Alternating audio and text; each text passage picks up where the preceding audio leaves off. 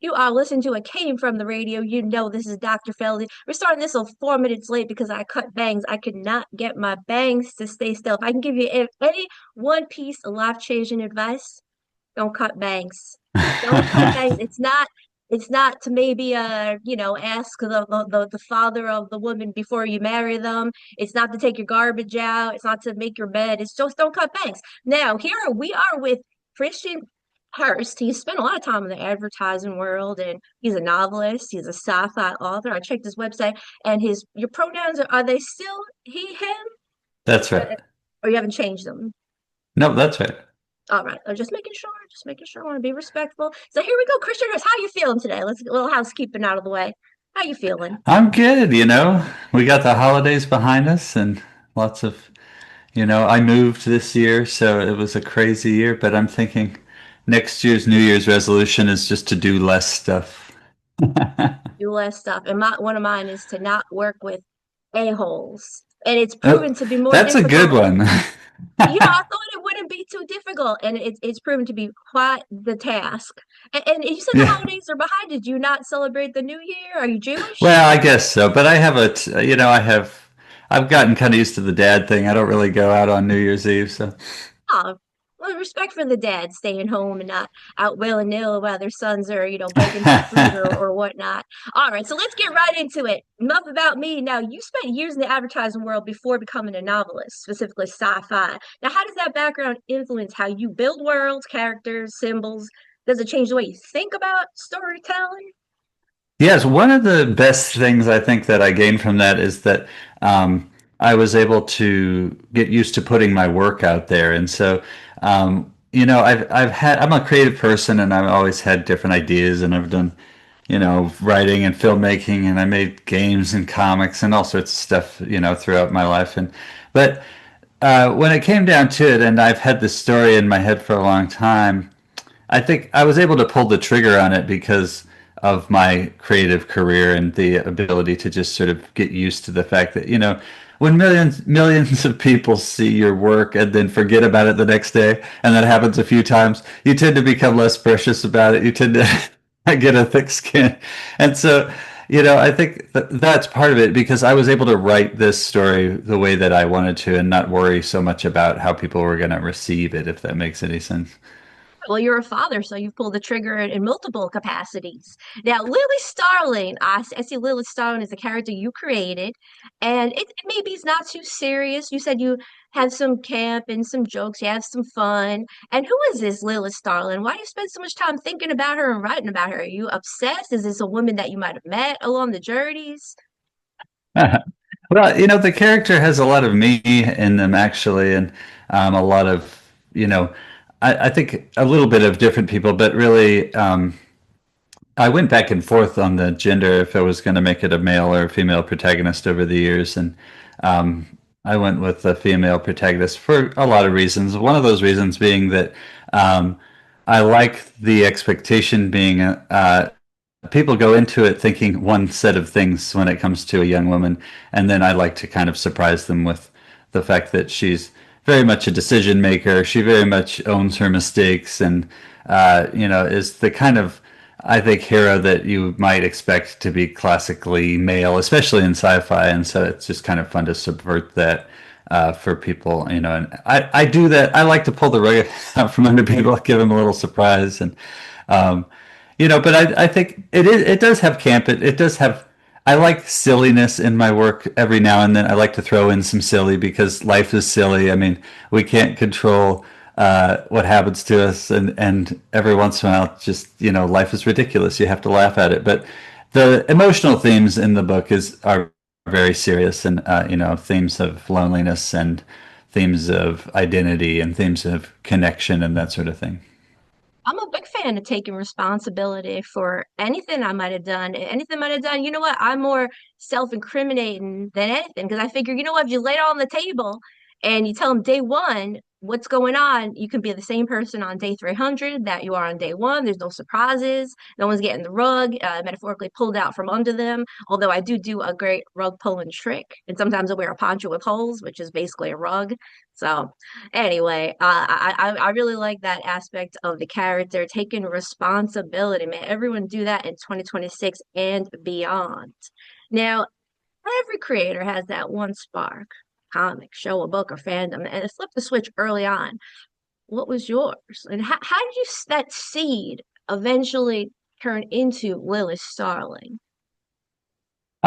People who know me know that I've long been into Star Trek. I've been influenced by a lot of sci-fi, but probably the youngest, like my earliest exposure was the original Star Trek show because my mom was a fan, and I got into the Tribbles episode with the little furry guys, and and that sort of got me hooked on sci-fi in general.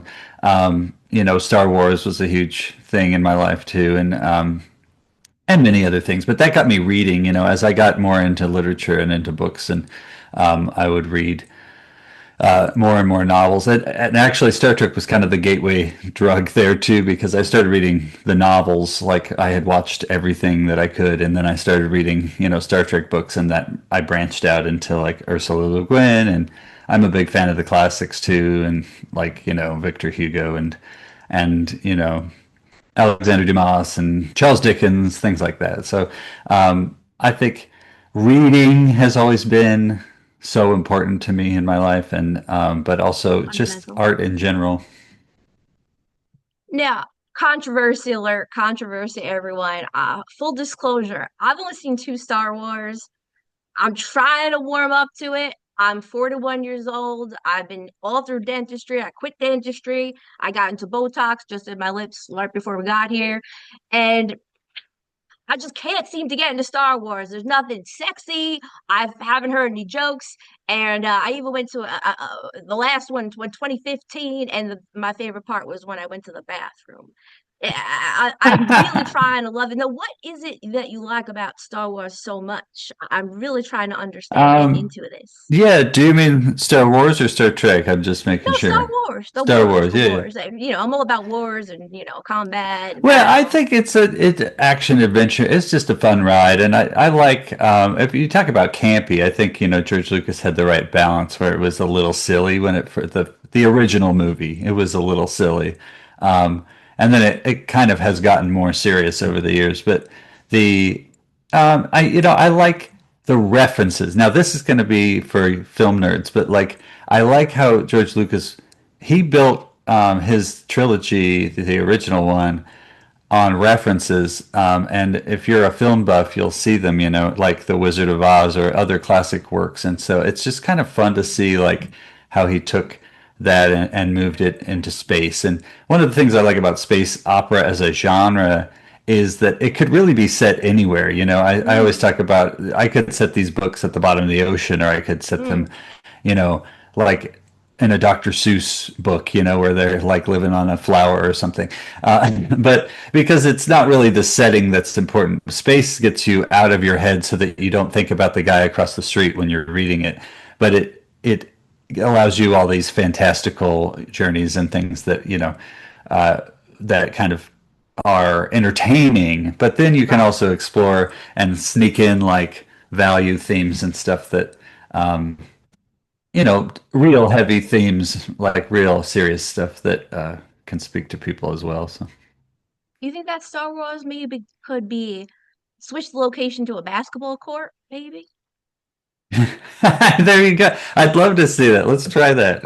Yeah, then you You got give me a challenge. athleticism. You got lots of baby mamas. You got lots of alimony because these basketball players like to get busy on and off the court.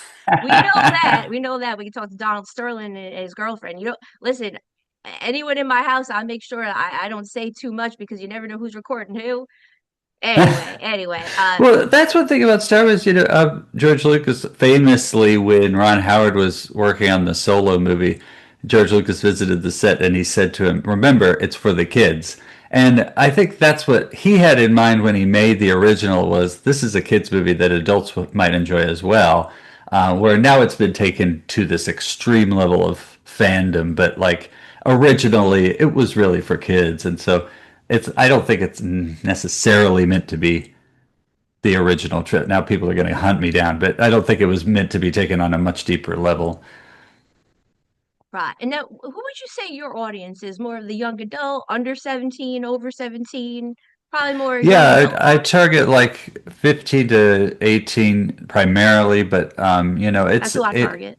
yeah, it's got broad appeal, I would say. I think most of my readers are actually probably in their 20s and 30s, but the I wrote it for young people with the message for young people that, you will get lonely. If you were true to yourself, that's a lonely place to be because Hmm. everybody has their expectations for you. Everybody has their idea of who they want you to be. And so if you are true to you, it can be incredibly lonely because you're on the outside Right. looking in. But if you stick with it, and if you're true to yourself and who you really are inside, that connection will eventually happen, and that loneliness won't last forever. Because I think people, young people do, they get lost in that idea of loneliness and that tunnel vision that it's inescapable. Right. No, I understand that very well. And some things I want to say things all the time. And my patients, my clients, they want more and more in the lips, and I gotta tell them no. But one thing I found, a little trick, is that let's say you're not on board with someone, and you can't take them seriously. Maybe you're not on board with some of the things they do. Maybe they're unholy. You can find the funny, you can find the jokes, you can laugh. And that's one thing I do sometimes. I just find things that you can laugh at, because you can laugh at almost anyone. I would even argue you could find jokes with Hitler. And people would say, oh no, he was a terrible man. I never met the man. I'm not condoning it, but there's always a joke to be made about every situation, and you can find some joy in your life. I do think there is a commonality, like relating to people as human beings first, and so like that giving people that baseline instead of seeing like differences first. I'm big on that as like a humanist. It's like you see somebody, and we tend to our brains see the differences, but if we can reframe that to see them as people first, I think humor is a great way to do that because yeah, people, that's how our sort of baseline communication, right, is breaking the ice with humor or at least, something light and then going from there. But and we're not going to agree with or like everybody, and I just want to make that clear. Like but I think that you can at least give somebody the respect of saying you're a person first. Let's meet there. One thing I found, I coined the term connected through comedy, or connected by comedy.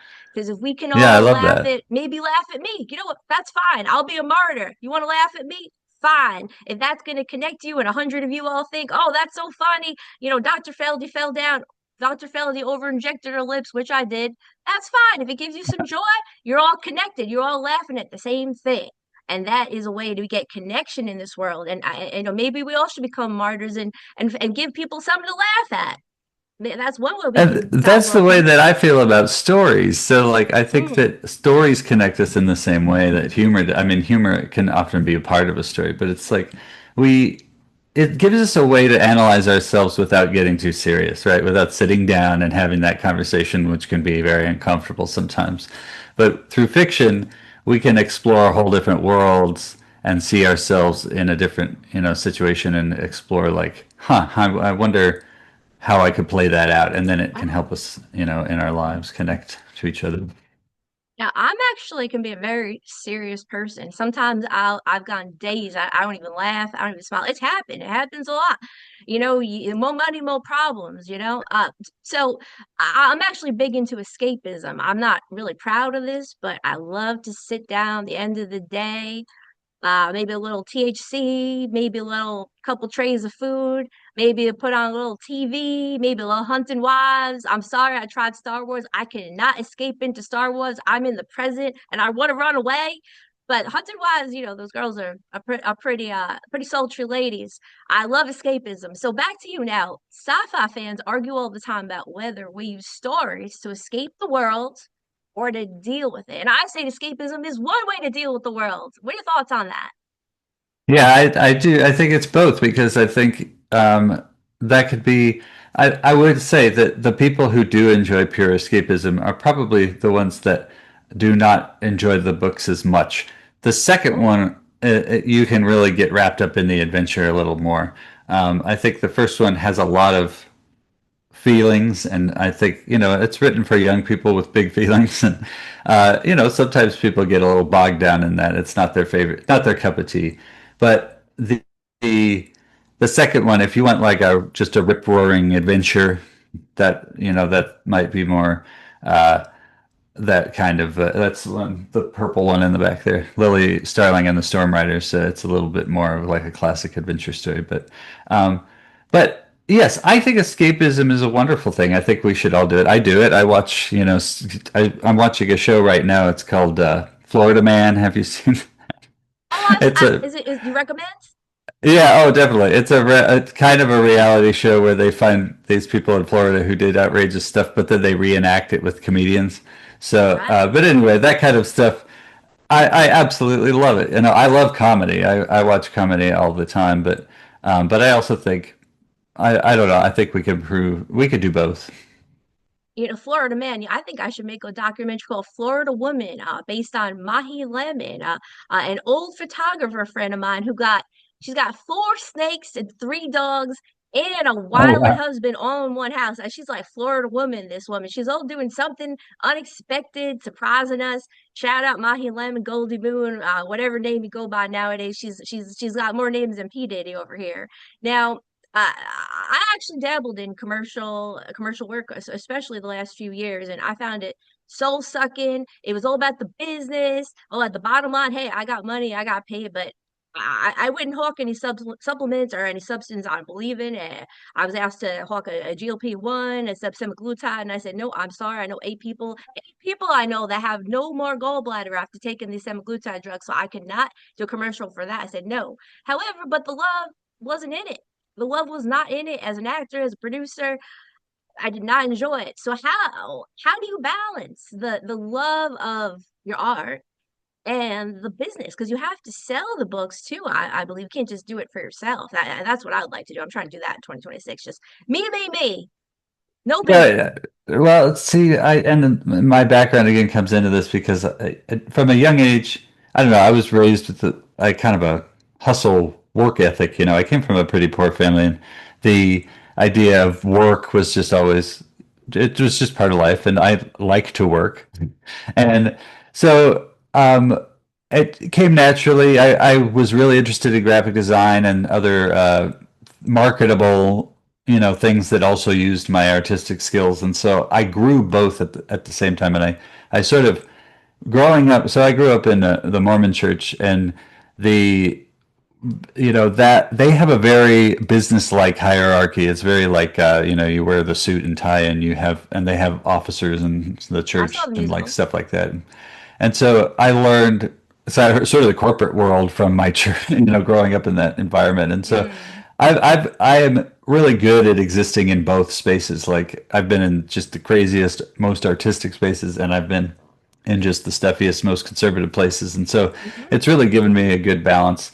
And now that I'm working on my own art with the books, which is just a joy, I also just really enjoy marketing them. And that's just because I'm a nerd for marketing because I've been doing it for so long and I've gotten good at it. And so, I get other authors all the time reaching out to me like, can you give me some tips, please?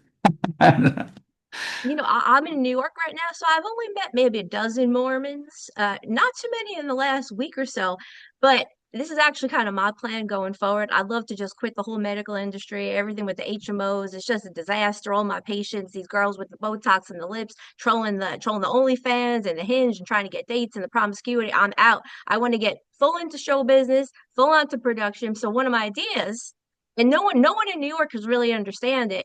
I'd like to have seven husbands because the only reason to have a wife or a husband is to get free labor. A wife can cook for you, clean for you. You don't pay them, they're your wife. Husband, I got free audio. That's my husband. I got free video. My husband. I got a writer. It's my husband. I got someone to carry my bags, fill my iced coffee. That's my husband. So, what do you think about maybe having seven husbands? Maybe like in 15 years when I'm 40, 56. Excuse me, 56. I think 56 is a perfect time to settle down. Hey, I think you're the perfect person to pull it off, right? I actually am trying to do it. So maybe we'll follow up in, 16, 15 years. Yeah, you write that book and I will buy it. I'll tell you what. It won't be my a book. It won't be fiction. It'll be my life. So That's I'd love right. to keep in touch with you. You seem Nonfiction. like a good person. I've been stalking your socials and listening to your interviews, and you seem like a genuine, kind-hearted man that doesn't need to cover up and wear makeup and lipstick. I do. I feel insecure without all this. I have bangs covering my face. I'm not secure yet like you, and I just really love to follow your journey and to maybe talk to your readers and see how they escape and enjoy themselves. I've become a fan in the last couple of days of stalking you. So I hope we keep in touch. And please let our listeners, our viewers know where to find you, website, social, anything you want them to know, your final thoughts. Absolutely. Think it's been a joy to be here. And I think the easiest way to find me is at Chris or at Seahurst Publishing on Instagram, or you can go to christianhurst.link and all my links are there, and also lilystarlingbook.com and at Seahurst Publishing on TikTok as well. Well, thank you very much. That's Charst or Seahurst, but I like Charst, bring a little church and religion into it. Maybe we need a little bit of that more back in our lives. That's another topic for another day. Hurst, Mr. Hurst, Sir Hurst, thank you so much for being here on It Came From the Radio. I'm going to throw it back to Mark Torres in the studio. Thank you very much.